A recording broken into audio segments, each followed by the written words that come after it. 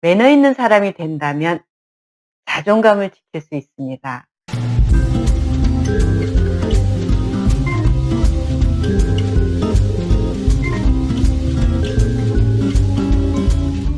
안녕하세요. 매너 도서관입니다. 이번 영상에서는 우리가 매너 있는 사람이 된다면 어떤 좋은 일이 생기는지에 관해서 생각해 보도록 하겠습니다. 우리가 매너 있는 사람이 된다면 첫째, 인간관계가 원만해지겠죠? 상대를 배려해서 기분 좋게 해주니까요. 상대를 배려하는 성품이 되다 보니 화내고 싸울 일이 거의 없게 됩니다. 양보를 많이 하게 되니까요. 제가 생각하는 분은 방송인 유재석 씨입니다. 이분은 방송을 하면 나를 내세우기보다는 상대가 돋보이도록 배려를 하는 분으로 잘 알려져 있습니다. 그 결과 많은 분들과 잘 지내면서 좋은 이미지로 방송도 더 많이 하고 계신 것으로 알고 있습니다.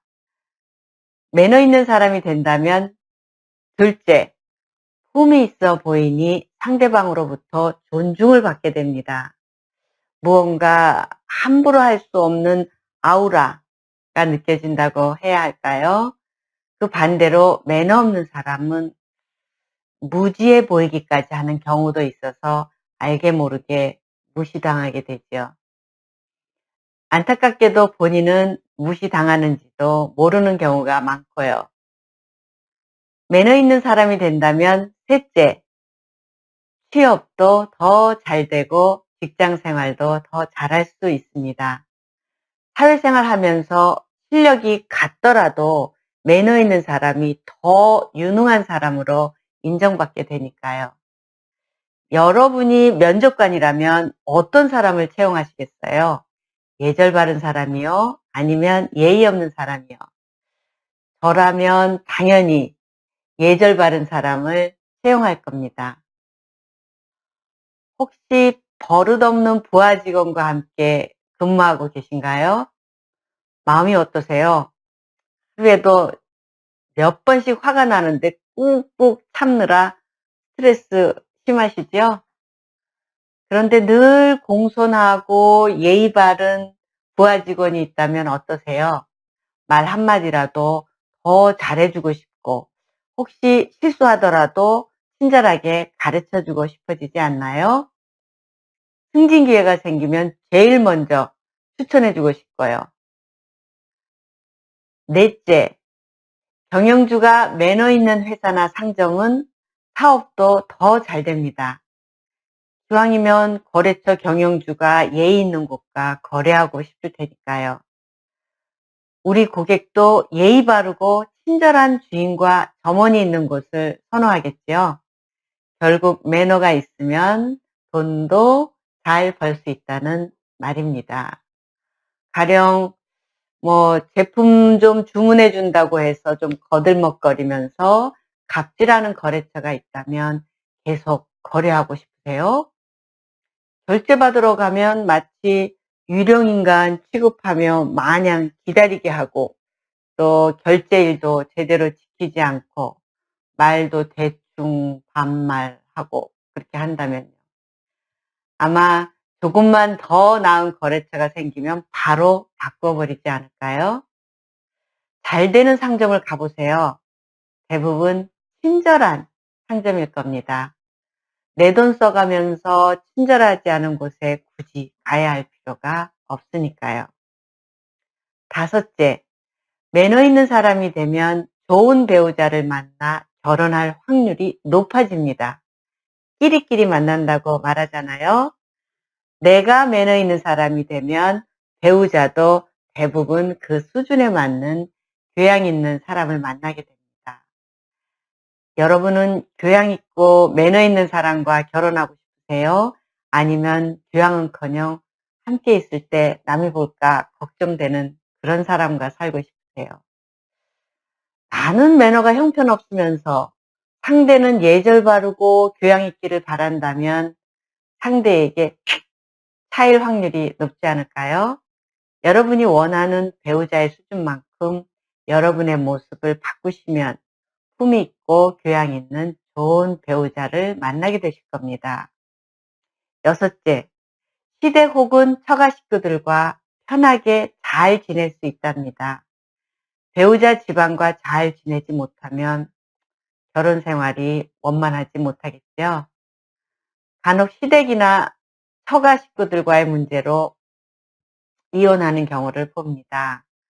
가령 시어머니에게 며느리가 너무 예의 없게 굴거나 시어머니가 며느리에게 도에 지나칠 정도의 윗사람 노릇을 하려고 한다거나 하면 문제가 생길 수 있지요. 그런데 만약 며느리는 시어머니를 어른으로 공손히 예우하고 시어머니는 며느리를 아랫사람에 대한 사랑과 배려로 대한다면 서로 힘들게 지낼 필요가 없겠지요. 물론 쉬운 일은 아니지만 노력하면 어려운 일도 아닙니다.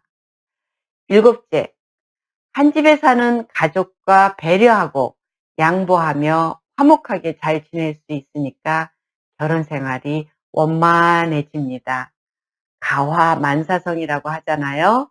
집안이 화목하니 하는 일도 잘 되겠지요. 제가 아는 가정에서는 부인이 자기 친정어머니에게 말을 너무 함부로 해서 부부간에 언쟁이 좀 심하답니다. 아이들이 보고 배울까 봐 남편이 걱정을 하다 보니 잔소리를 하게 되고 그 끝에 말다툼이 되곤 한답니다. 그 부인이 친정어머니에게 조금만 더 예의 바른 언어를 사용한다면 그 부부가 싸울 일이 없을 텐데요. 이런 사소한 예절 문제로 시작된 싸움은 이제는 부부 사이도 서먹하게 만들어서 한 집에서 서로 남남처럼 산다니 안타까운 일입니다. 여러분도 가족이라 너무 편한 마음에 기본적인 예절도 지키지 않고 살고 있는지 오늘 한번 생각해 보는 시간 가져보시기 바랍니다. 여덟째, 사회생활 하면서 가정교육 못 받았다고 부모 얼굴에 먹칠할 일이 생기지 않겠지요. 옛날에 밥 먹는 것만 봐도 그 집 가정교육 수준을 안다고 하잖아요. 얼마 전에 예의 없는 새끼들 때문에 열받아서 쓴 생활예절이라는 책을 읽었습니다. 많은 사람들에게 공감을 받았던 블로그 글을 책으로 출판했다고 하네요. 이 책을 읽으면서 제 눈을 믿을 수가 없었어요. 요즘 젊은 사람들이 설마 이렇게까지 예의가 없을까 하고요. 여러분이 예의가 없다는 건 혼자만의 문제가 아닙니다. 가정교육을 제대로 못한 부모님까지 망신을 당하니까요. 그런데 아이가 버릇없는 건 누구 책임일까요? 가만히 그런 가정을 들여다보면 대부분 부모가 예의 없는 집이 대부분입니다.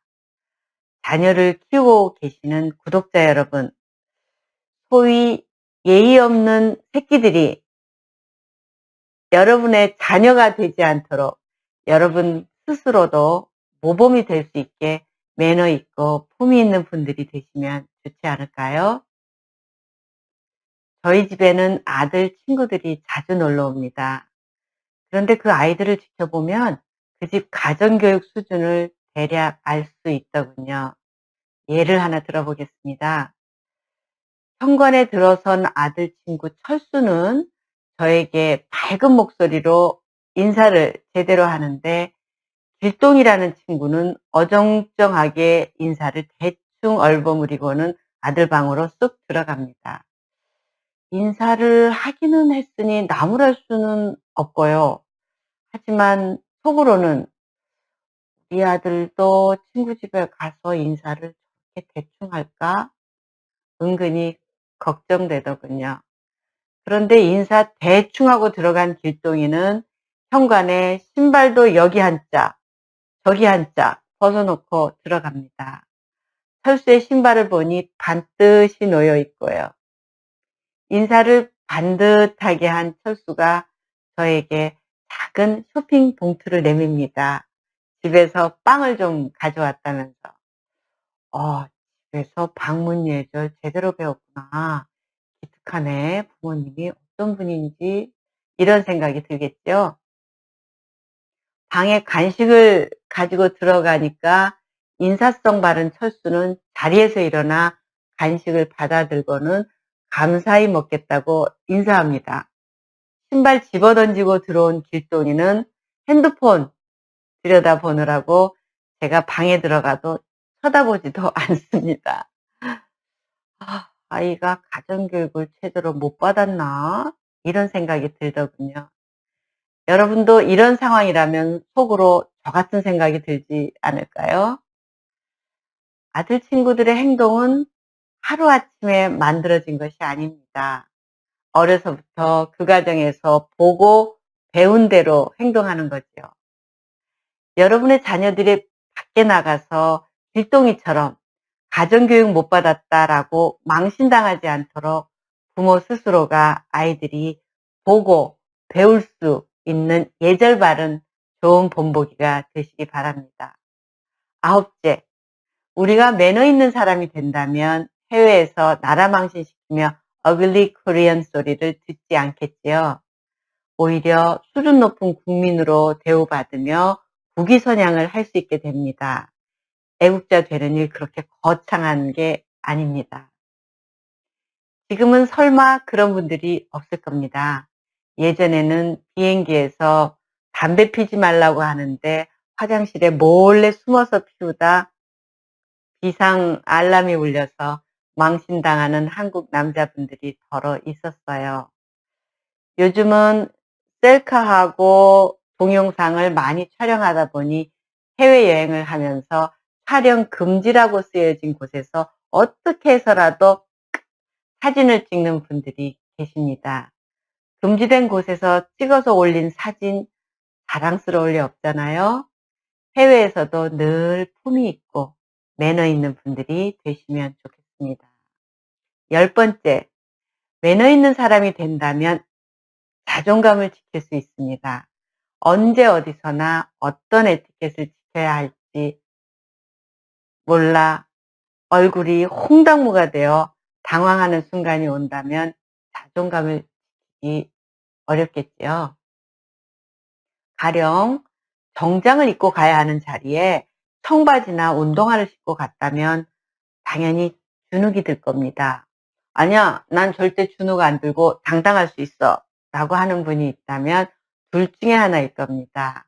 뭘 너무 몰라서 무지하거나 주변과는 상관없이 혼자서 자존감이 하늘을 찌르는 분이요. 최소한의 에티켓도 모르면 어떤 일들이 생기는지 일화를 하나 소개해 보겠습니다. 중소기업을 하는 한 지인이 해외 출장 갔을 때 일입니다. 업무 보조 겸 통역으로 직원을 동행하게 되었어요. 그런데 이 직원이 허름한 재킷을 입고 낡아 빠진 수십 년 된 듯한 노점상 같은 트렁크를 들고 나타났답니다. 어깨에는 비듬이 허옇게 잔뜩 떨어져 있고요.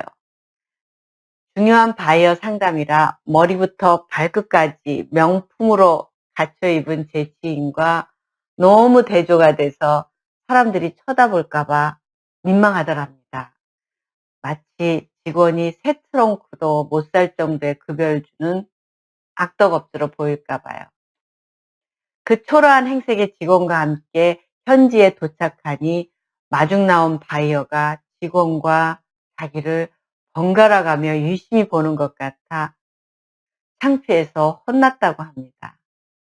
상사를 모시고 중요한 바이어를 만나러 해외 출장을 가게 되었다면 회사와 상사의 이미지에 문제가 생기지 않도록 자신의 복장을 미리 깔끔하게 준비하고 점검해야겠죠. 상황에 맞지 않을 정도로 초라하고 낡은 트렁크는 빌려서라도 깔끔한 것으로 준비했어야 합니다. 이 직원은 통역은 잘할지 모르지만 이런 기본적인 매너를 전혀 모르고 있었던 겁니다. 창피해서 다시는 그 직원하고 출장 못 가겠다고 하더군요. 이 직원은 아마 지금까지도 왜 자신이 해외 출장을 사장과 다시 동행하지 못하는지 모르고 있을 겁니다. 혹시 여러분 자신도 모르게 이렇게 실수한 일들이 있었는지 한번 곰곰이 생각해 보시기 바랍니다. 이번 영상에서는 매너 있는 사람이 된다면 어떤 좋은 일이 생기는지에 대해 10가지 정도로 간략하게 예를 들어가며 생각해 보았습니다. 요약해 보면 매너 있는 사람이 된다면 첫째, 인간관계가 원만해진다. 둘째, 품이 있어 보이니 상대방으로부터 존중을 받게 된다. 셋째, 취업도 더 잘 되고 직장 생활도 더 잘할 수 있다. 넷째, 장사나 사업도 더 잘 된다. 다섯째, 좋은 배우자를 만나 결혼할 확률이 높아진다. 여섯째, 시댁 혹은 처가 식구들과 편하게 잘 지낼 수 있다. 일곱째, 가정 생활이 원만하고 화목해진다. 여덟째, 가정교육 못 받았다고 부모 얼굴에 먹칠하지 않는다. 아홉째, 해외에서 나라 망신시키지 않는다. 10번째, 자존감을 지킬 수 있다가 되겠습니다. 오늘도 제 영상을 보시고 매너 있는 사람에 대해 생각해 보시는 시간 되셨기를 바랍니다. 다음 영상에서는 매너와 에티켓의 의미에 대해 알아보고 우리가 매너 고수가 되어야 하는 이유에 대해 함께 생각해 보는 시간을 가지도록 하겠습니다. 시청해 주셔서 감사합니다. 다시 뵙겠습니다. 매너 도서관이었습니다.